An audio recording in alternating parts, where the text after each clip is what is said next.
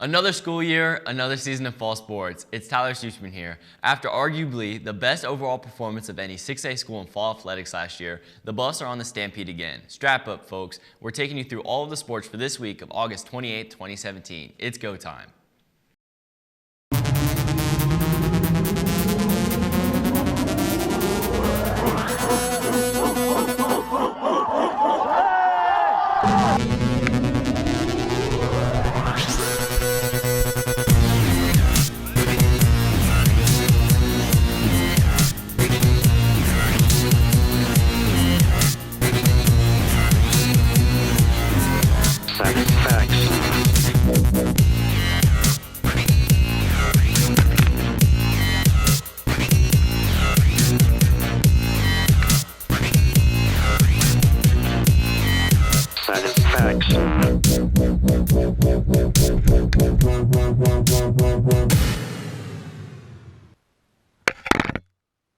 We'll kick things off with our volleyball team. The Lady Buffs volleyball team is hoping to hit it big again this year under first-year head coach and former Finney County setter Trista Bailey.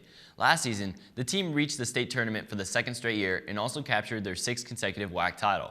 However, that was last year, and after graduating some heavy hitters, the Lady Buffs still have plenty of firepower left in their arsenal. They return all WAC honorable mention sophomore Reagan Carlin, as well as seniors Addison Swan and Josie Calzanetti. The team held their annual brown and white scrimmage this past Thursday. This is the first opportunity for the community to see the new-look Lady Buffaloes. They open their regular season on Tuesday as they travel to Newton for a triangular that also will include Salina Central. Then they'll host a quadrangular here at home on Thursday. If you can't make it to the game, subscribe to our YouTube channel, Garden City High School Buffaloes, and watch it anywhere. After a 6th place finish at state last year, expectations for the girls golf team were high, but the Lady Buffs got to a rocky start on Monday as they shot at 224 at the Hayes Invitational, which was good enough for a 3rd place finish. The squad was led by sophomore standout Alyssa McMillan, who shot a 9-hole score of 44. They will next hit the links this Thursday as they head to Hugoton at 3 p.m. We had a chance to catch up with the seniors Morgan Cabral and Kaylee Keller last week. They talk about their expectations for the season. Practice here. Well, we're out here at the range a lot, and we usually hit 9 holes every other day, so just work on what we need to work on to lessen our score. Hard work, lots of dedication, practicing outside of practice. And then what are your favorite parts about golfing? Coming out, seeing my friends, and always trying to get the better score. The boys soccer team is back on the pitch this season after a successful 2016. Last year that included a trip to the 6A state quarterfinals, before being bounced out by arch rivals and eventual state champion Dodge City. However, the Buffs returned much of the team that they got them to the playoffs into the Elite Eight.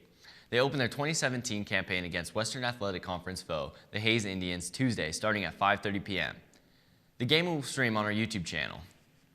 Moving on to the girls tennis team, they are hoping to capitalize on the success of their Lone State representative returning from last year, Taryn Tabor. Tabor was a surprise qualifier in 2016 as she is relatively new to the sport. She's hoping to improve her performance from last year's state trip where she didn't even win a single game. She talked with us last week. We've all gained confidence and friendship and a teamwork.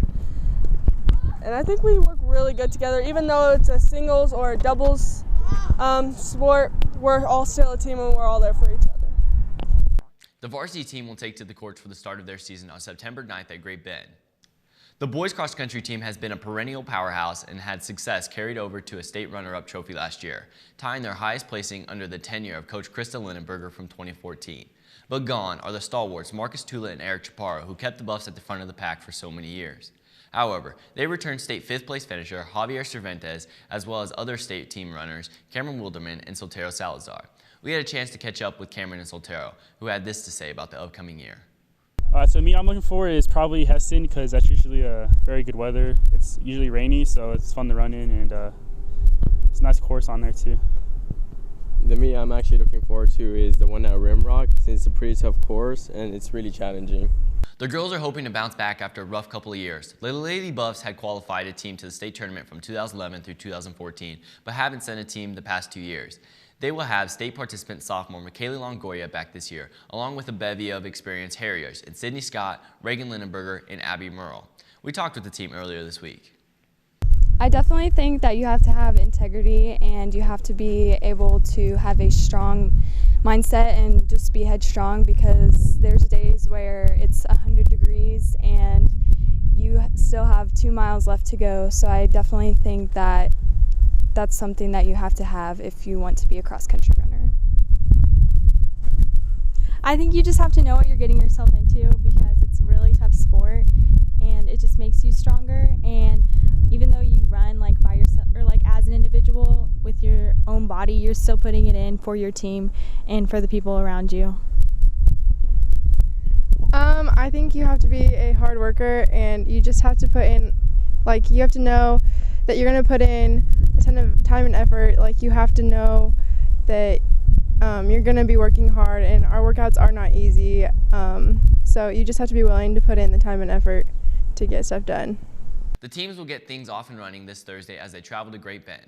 9-1. That was the record of the 2016 Buffalo football team. They seemingly did it all last season. A convincing win in the annual Hatchet game against Dodge, an overtime thriller to Great Bend where a goal line stand won the Buffs the WAC title, an undefeated regular season, and a home playoff win. Yet their only loss was in the second round of the playoffs against Lawrence Free State. Despite the bitter taste of the final game of the Buffs are very optimistic, hoping not so much to rebuild, but to reload. There will be plenty of new faces and new places this season, but they will also have the benefit of plenty of senior leadership, not the least of which comes from 6'4", 290-pound defensive lineman DeMarcus Elliott. He will anchor the D this year. As 3 sports standout, Garrett Dahl will take the reins as quarterback for the new offense. The team will open their season on the road at Wichita East. In the 2 meetings against the Blue Aces last year, GTHS outscored East 92-20. And of course, we'll be streaming the game live on our YouTube channel. Seriously, why haven't you subscribed yet? That was a look at this week in Buffalo sports. For the entire staff and crew at BBS TV, I'm Tyler Stutzman.